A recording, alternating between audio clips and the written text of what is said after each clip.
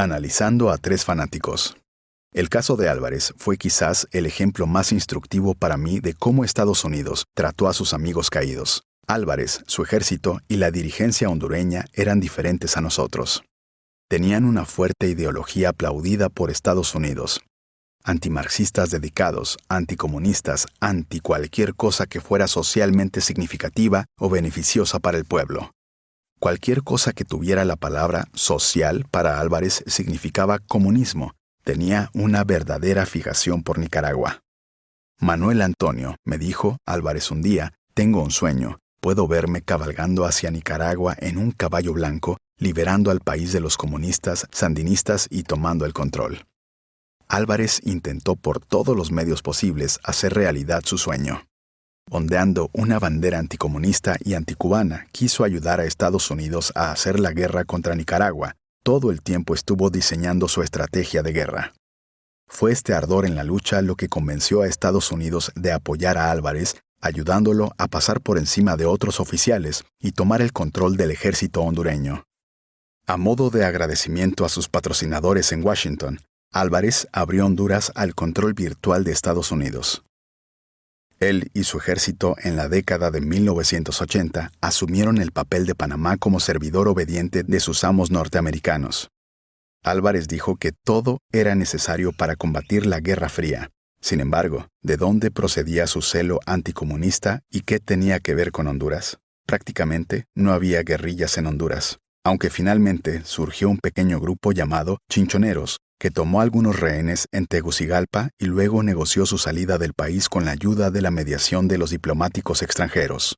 Panamá tuvo un papel en las negociaciones, ofreciendo enviar un avión para sacar a los guerrilleros de Honduras, garantizando su seguridad hasta que pudieran abandonar el área. Los chinchoneros cumplieron con su parte del trato. Liberaron a los rehenes y enviamos un avión de la Fuerza Aérea para recogerlos y llevarlos a la ciudad de Panamá. Álvarez me llamó pidiéndome que incumpliera el trato y los enviara de regreso a Honduras. Me negué, en primer lugar porque habíamos mediado de buena fe y en segundo lugar porque sabía que esto equivaldría a una sentencia de muerte para los rebeldes. Álvarez y yo discutíamos, pero Panamá se mantuvo firme. Solo por motivos diplomáticos no se puede hacer, le dije. Estos hombres fueron confiados a nuestra protección. Dejamos ir a los chinchoneros, unos viajando a México, otros a Cuba. Más tarde supimos que la inteligencia hondureña obtuvo fotografías de todos ellos. Probablemente creíamos de alguien que operaba a través de la Cruz Roja. Y cuando algunos de los rebeldes regresaron a Honduras, Álvarez pudo identificarlos y los mató uno por uno. Álvarez y yo discutíamos a menudo, pero nos tratábamos con respeto. Sabía que yo no era ni marxista ni comunista, sino partidario de estos grupos que tanto odiaba. El problema que tenían los ideólogos con Panamá era que no nos podían descifrar. Hicimos amigos basados en nuestros propios sistemas de valores. Chile fue un buen ejemplo. El ejército panameño tenía relaciones respetuosas con sus homólogos militares chilenos, pero cuando el general Augusto Pinochet arrebató el poder a Salvador Allende el 11 de septiembre de 1973, nos dispusimos a brindar asilo a tantas personas como pudimos. Hubo mucha preocupación en Panamá al enterarse de la noticia del golpe en Chile, ya que allí vivían cientos de nuestros compatriotas, estudiantes, izquierdistas, incluso algunos opositores a los militares panameños. Llamé a mi homólogo como jefe de inteligencia de ese país, el general Augusto Lutz, sabiendo que se había convertido en miembro de la nueva junta militar, y usé ese contacto para ayudar a rescatar a muchos panameños, chilenos y otros. Mi amigo me informó sobre los acontecimientos y luego puso a Pinochet en la línea. Reconocí la voz distintiva del general. Me dijo que tenía una hija que vivía en Panamá y temía represalias contra ella por parte de opositores de izquierda. Sin que me lo pidiera, le dije que le garantizaría la seguridad, lo cual hice, aunque nunca hubo incidentes. En los días que siguieron, el ejército de Pinochet acorraló a miles de simpatizantes de Allende. Panamá se convirtió en un salvavidas para las personas detenidas por Pinochet o amenazadas de arresto. Le pedí a nuestro muy capaz embajador Joaquín Mesa que fuera al ahora infame Estadio de Fútbol de Santiago, donde más tarde se informó que presuntos izquierdistas y opositores habían sido torturados y asesinados. Panamá logró liberar al menos a 1,200 personas, médicos, intelectuales, estudiantes, hombres, mujeres y niños. En particular, recuerdo el caso de una niña de 3 años llamada Macarena Frankie Marsh, cuyo padre era un activista de izquierda. Se conoció que el padre estaba en manos de la Policía Militar de Chile, la DINA, pero la pequeña estaba desaparecida y se creía que la tenían cautiva, se dijo, quizás para presionar a su padre. Mesa escuchó la historia y usó su destreza diplomática junto con la buena voluntad que tenía con Pinochet para rescatar a la niña. También pude ayudar a un funcionario de Naciones Unidas y miembros del grupo musical Canta América, entre otros detenidos por el régimen militar. Mesa llenó la embajada de Panamá en Santiago con refugiados y cuando el edificio no podía contener un alma más, Torrijos nos permitió comprar 2 edificios adicionales para albergar a más refugiados bajo nuestro paraguas diplomático. Años después, cuando me convertí en comandante de las Fuerzas Armadas panameñas, fui a Santiago a una reunión hemisférica de jefes militares. Pinochet me invitó a una cena privada en su casa con su esposa e hija. También estuvo el embajador Mesa. Pinochet estaba de un humor efervescente. Bueno, ustedes los panameños seguro que salvaron a muchos de esos marxistas. Apuesto a que fueron algo así como 2,000 de ellos, dijo. Dígame una cosa, general Noriega. ¿Alguna vez te han dado las gracias? Los intentos de Álvarez de provocar una guerra resultaron ser su ruina. Estados Unidos quería que los contras derrocaran a Nicaragua y querían actuar como un jugador invisible en ese juego.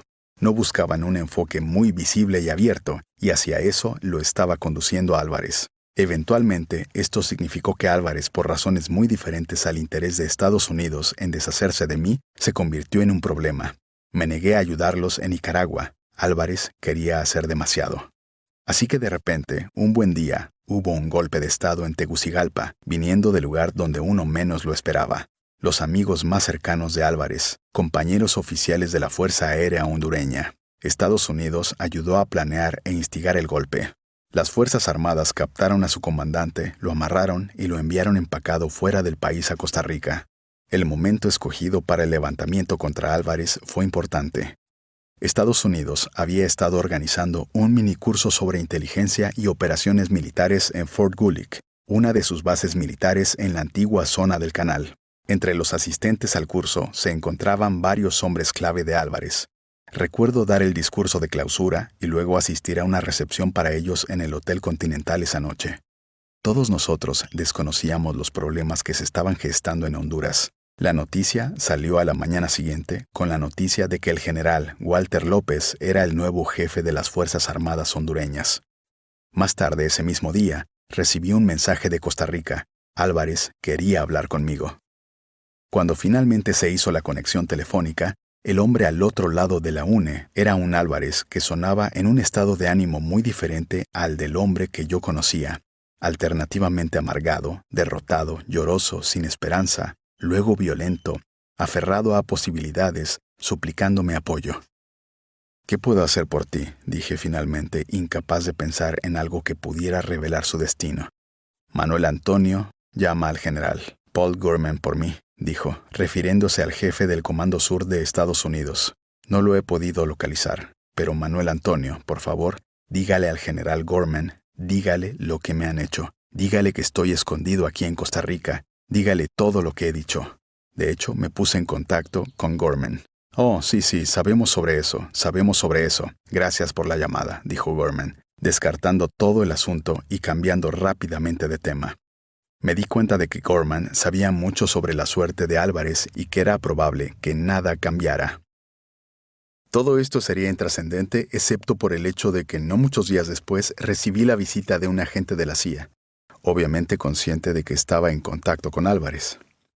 Álvarez se va a Estados Unidos, dijo el agente. Por favor, envíale este dinero a través de la cuenta BCCI. El regalo fue una gran cantidad de dinero en efectivo. Se lo envié a Álvarez y se fue a vivir al exilio a Estados Unidos. Estaba fascinado por todo el proceso, pero simplemente no podía entender a los estadounidenses. Pensaron que todo se arreglaría con dinero. Estaba más allá del cinismo. Estaba desconectado de la realidad. Enviamos algo para pacificarlo, para cuidarlo a él y a su esposa e hijos, y para mantenerlo tranquilo. Ha hecho su trabajo por nosotros, y ahora se acabó. Años después, los americanos intentaron lo mismo conmigo. $2 millones parecían ser el precio de salida para que un comandante militar renunciara a la soberanía de su nación.